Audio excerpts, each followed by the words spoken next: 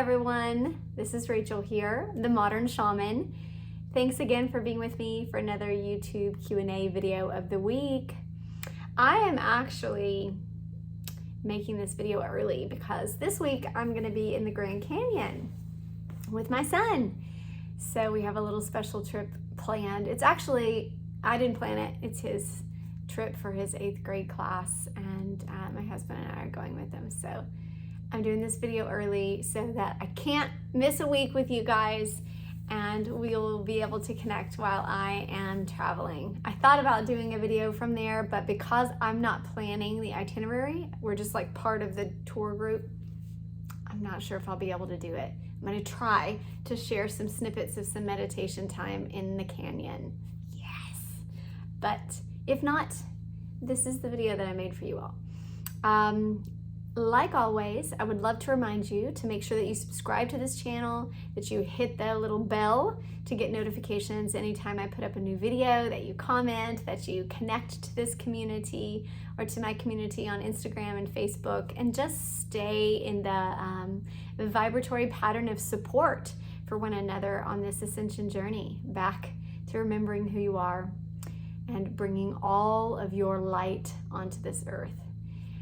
Also, I will say, if you would like to train with me more formally or sit with me for a session here in my office in San Antonio, Texas, or online through Zoom and teleconferences, that's always available. My online booking calendar is also on my website at themodernshaman.net, and my masterclasses are available there for further education and teaching. Okay, here's the question sent in for the week. Rachel, I have always been drawn to art, and when I think about spending time with Spirit or God, I feel most connected through artwork. I wondered if you could give a perspective or a spiritual perspective on art and why this is. Yeah, Mama. Yeah, I can. I'm with you. Art. Okay, so the first thing I want to say is that art itself is a portal. Our ancients knew this, but art works in the same way that visualizations work. In kind of our modern spiritualist community, people are familiar with conscious creation, manifestation.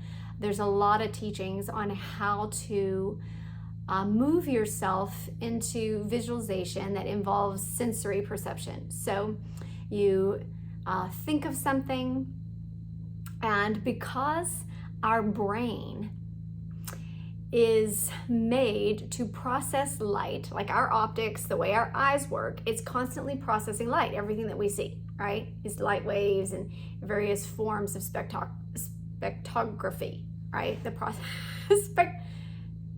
spectrography.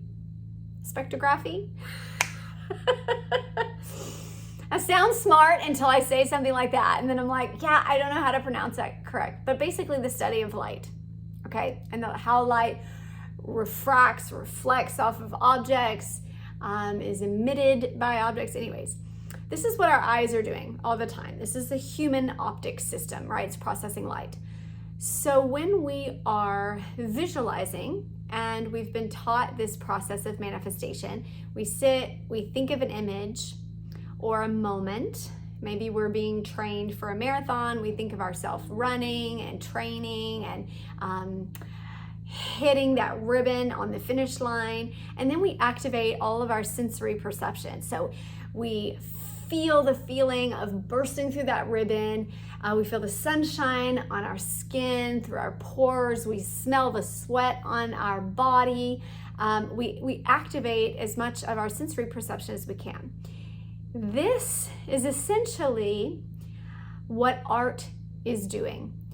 And because of our mirror neurons in our body, the way that our neurological process works, it doesn't know the difference between perceiving light in reality, what I'm seeing with my literal eyes, versus perceiving light from our inner vision, imagination, or looking at a photograph or a painting. Essentially, the process from our neurological standpoint is the same. So the human brain is having the same neurons fire as if it's reality when you're looking at an image. When you are visualizing artwork, even that. So it is incredibly powerful and potent because our chemistry in our brain, so that means our hormone functions, the way that our neurological function begin to release hormones through the pituitary and the pineal gland, we begin experiential resonance or vibration with what it is that we are seeing or visualizing or imagining. This is how it works, right? A lot of teachers teach this, but it works because this is the way that our human biology is made. It's the functioning and the utilization of our human body at its highest potential. So the reason I say that art is a portal is if you're looking at an amazing piece of art that is depicting a certain scene, okay?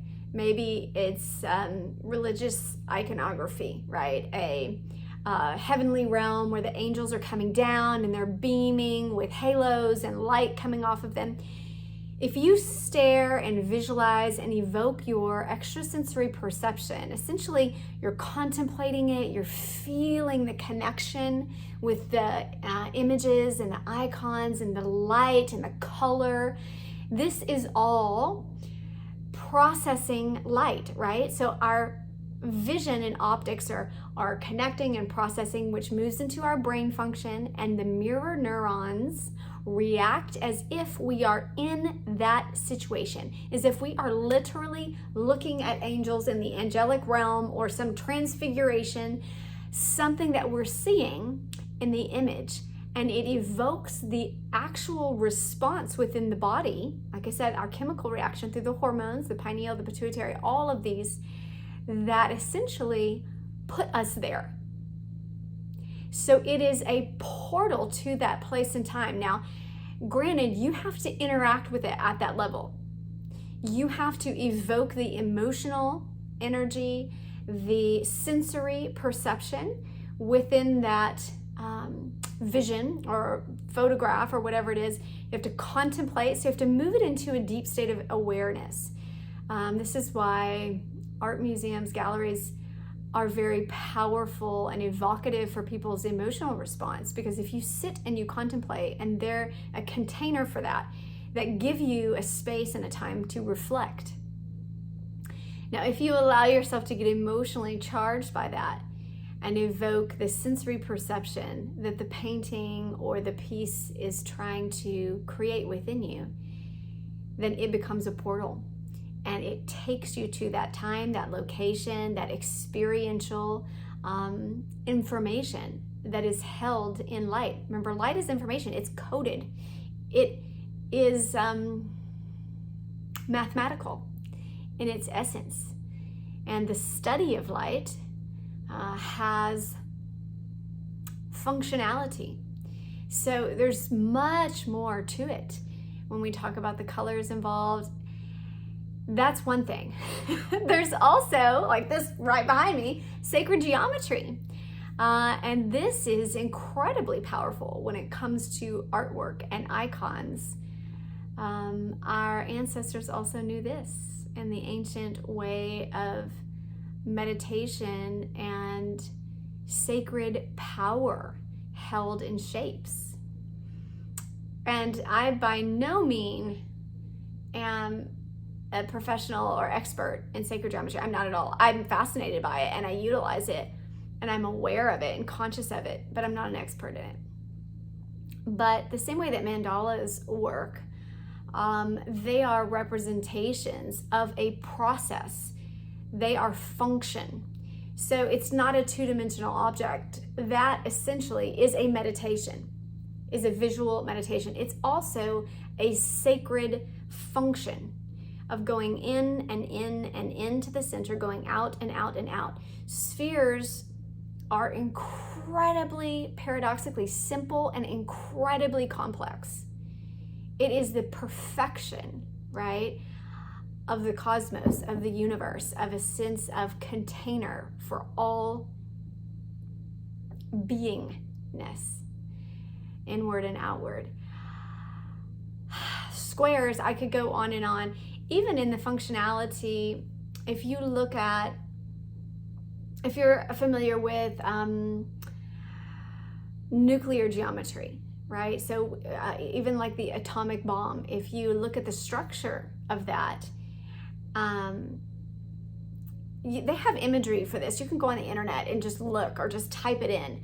But it's basically a dodecahedron, like a soccer ball, a spherical soccer ball dodecahedron. There is shape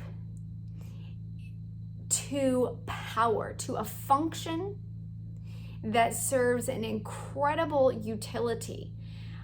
So there's science behind all of these shapes within sacred geometry. They have a functionality to them. So just like I said, that art can be a portal, essentially this is causal.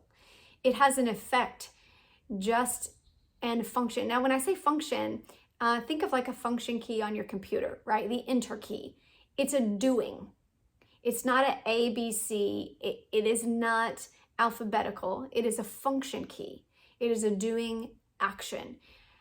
Sacred geometry or geometric iconography, when we look at sacred or spiritual shapes associated, they're spiritual, but essentially this was our esoteric way in the ancient times of technology.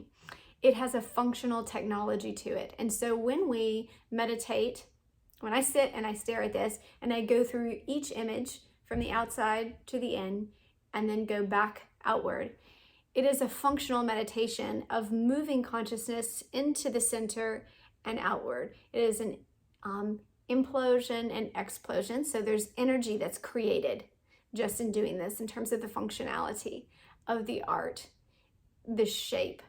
And there is directional creation with the shape.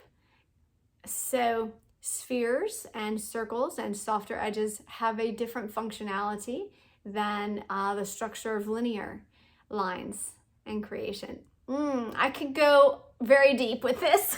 There's a lot of directions I could go here. But essentially, it's a function. So when you ask about kind of the spiritual purpose, depending on the artwork, it is incredibly powerful. And I mean, think of atomic bomb powerful. Like, it holds so much, even scientific, energetic power. This is not just esoteric. This is scientific and the functionality of what's being created. So if I am to meditate on this, this is a literal, you'll feel it. You'll feel the shapes manipulating the energy and creating through the various motions that we go in when we bring our consciousness inward, inward, inward, and then outward, outward, outward. This is creation energy. There's a lot of practices that do this.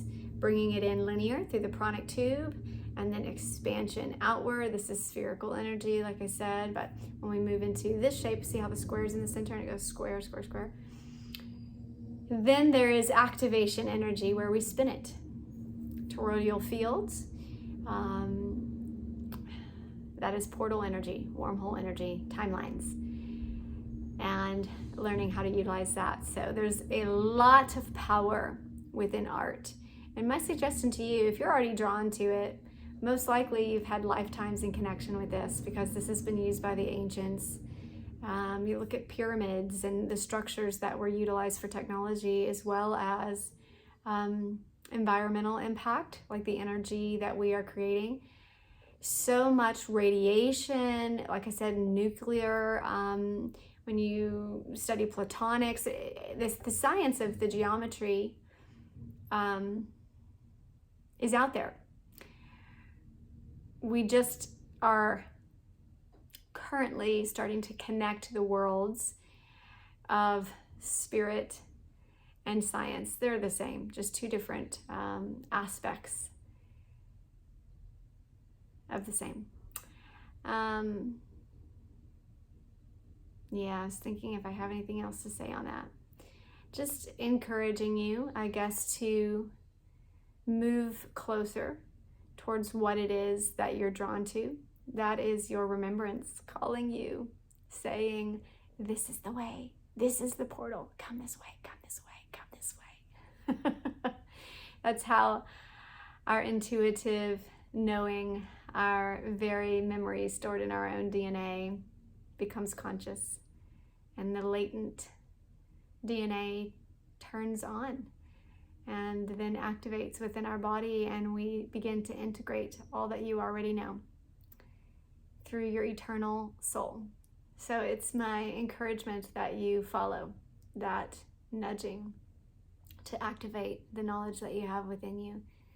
If you're drawn towards art, stare at it, engage with it, and get as deeply connected as you can. Evoke all of those extrasensory aspects to seeing, knowing, tasting, smelling, feeling, visualizing, and let the brain and the body work its own processing, receiving, interpreting, and it will flood the body with the chemicals that also